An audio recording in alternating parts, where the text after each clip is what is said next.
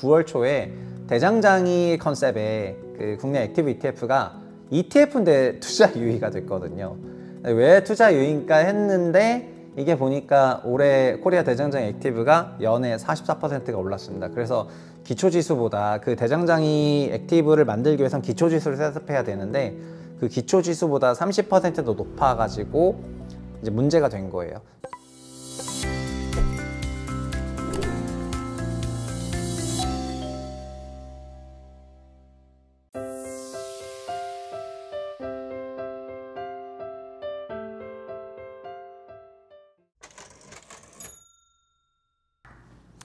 안녕하세요, 최국장입니다.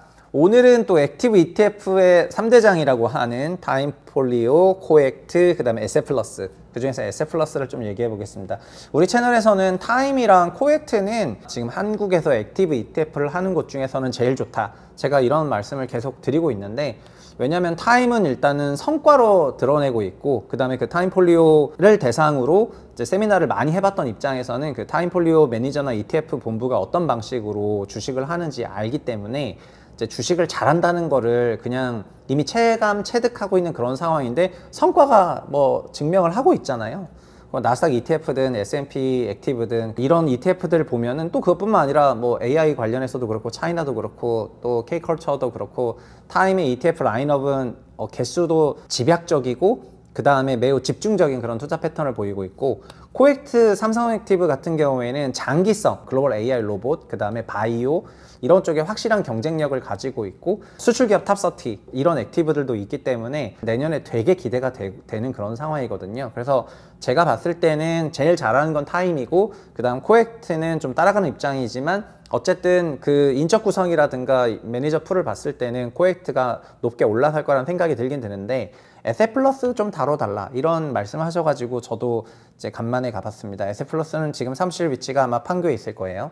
에셋플러스 액티브 ETF 사이트를 가보면은 액티브 ETF를 하고 있습니다, 에셋플러스가. 그래서 액티브 ETF만 하고 있는 타임, 코액트, 액티브 요 세 가지 회사에 들어가죠. 근데 여기에 기본적인 설계 그림은 이런 거예요.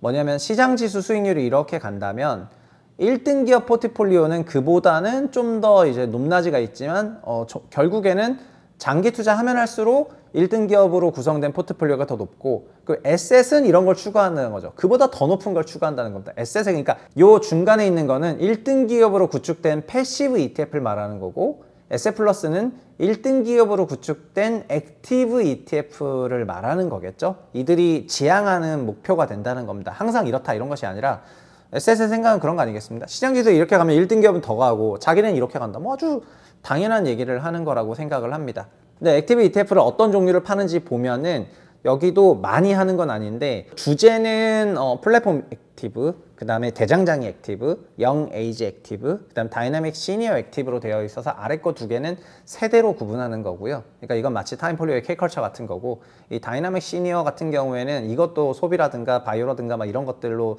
구성이 되어 있는데, 그 지역별로 차이나, 글로벌, 인도, 미국 특화가 아니라 이걸 아예 글로벌로 이제 잡고 있습니다. 그래서 이런 방식으로 잡고 있는데, 에셋플러스의 투자 철학이라든가 투자 패턴 자체가 이제 여의도에 있었던 그런 회사가 아니라 이제 외곽지에 있다 보니까 아마 현직 여의도 애널리스트들도 에셋플러스를 대상으로 막 세미나를 많이 했던 사람은 별로 없을 거예요. 그리고 거기는 인하우스 리서처들이 있어가지고 이걸 바이사이드 리서치라고 하는데, 바이사이드 리서처들이 있어서 자체 리서치가 다 되는 그런 상황이고, 일단 거기 오너 자체도 그 본인이 직접 투자하시고 외부 활동도 하고 뭐 이렇게 유명한 분이다 보니까 독립 그런 운용사로서의 그 성격이 도드라지는 이제 그런 회사라고 하겠습니다.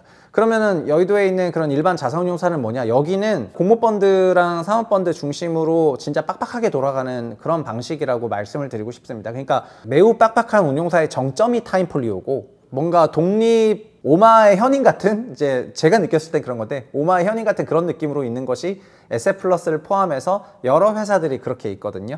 이제 그렇게 있어가지고 스펙트럼이 그렇게 쭉 되어 있는 그런 상황입니다. 근데 이 중에서 언론에 바이럴이 됐던 거는 9월 초에 대장장이 컨셉의 그 국내 액티브 ETF가 ETF인데 투자 유의가 됐거든요. 왜 투자 유의인가 했는데 이게 보니까 올해 코리아 대장장이 액티브가 연에 44%가 올랐습니다. 그래서 기초지수보다 그 대장장이 액티브를 만들기 위해선 기초지수를 셋업해야 되는데 그 기초 지수보다 30%더 높아가지고 이제 문제가 된 거예요. 여기서 기초 지수는 코스피를 말하는 게 아닙니다.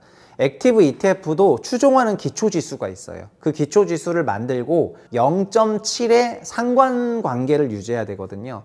근데 0.7이 아니라 그보다 좀 더 높아버리니까 상관관계가 0.66으로 깨진 거예요. 그 깨진 상태가 한 달간 이어지다 보니까 이제 투자 유의가 된 겁니다.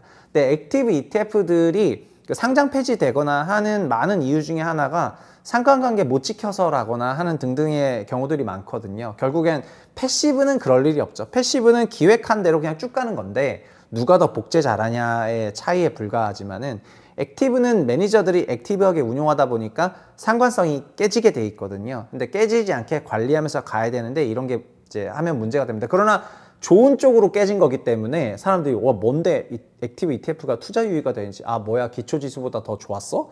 이렇게 된 겁니다. 근데 연중 수익률 44%라고 하니까 엄청 높아 보이지만 코스피가 44% 올랐기 때문에 어쨌든 지수 레벨 정도만큼 올라간 ETF입니다. 한번 잘 보시면 에셋플러스의 코리아 대장장 액티브가 방산을 일부 편입하면서 지수가 너무 올랐는데 이 플러스 K 방산 패시브죠. 플러스는 한화잖아요. 그리고 한화는 불꽃과 그 화력의 한화, 탱크 한화. 요즘에는 롤에서도 한화 e스포츠 게임즈가 되게 잘하는데 K방산, 이 ETF고 한화자산운용 23일 1호이고 주식형이고 1조 2천억이나 들어있습니다. 근데 코리아 대장장이는 아직 146억 정도밖에 없어요. 그래서 순자산이 굉장히 작고 플러스 K방산은 와 뭐 1조 원대 있습니다. 그리고 코덱스 코스피는 코덱스에서 만든 코스피지만 6천억밖에 없는 거고 한국인들은 이런 시장 인덱스보다는 확실히 섹터 ETF를 선호하는 게 드러나는데 이 세 개의 성과를 한번 봐볼까요? 방산이 올해 얼마나 좋았냐면은 이게 이렇습니다. 이게 못 오른 게 아니에요. 이게 10, 60, 110, 160, 210인데 1년 성과를 보면은 코스피가 1년 41% 올랐거든요. 그리고 1년 코리아 대장장이 액티브가 47% 올랐습니다. 근데 K방산은 방산이 너무 좋았기 때문에 그냥 186% 올랐어요. 1년 동안. 1년간 100몇십 프로가 오른다면은 그러니까 여기 돈이 많이 간 거죠. 돈이 많이 간 거고 ETF에 돈이 많이 몰리면 결국은 다시 기초자산을 또 매입하는 그런 반복적인 과정들이 있으니까 이게 어마어마한 그런 성과가 있었습니다. 방산을 편입했으니까 이제 초과 성과를 하게 된 것이죠. 대장장이도 같은 경우에도. 저 개인적으로 보면은 이제 이렇게 결론을 내고 싶은데요.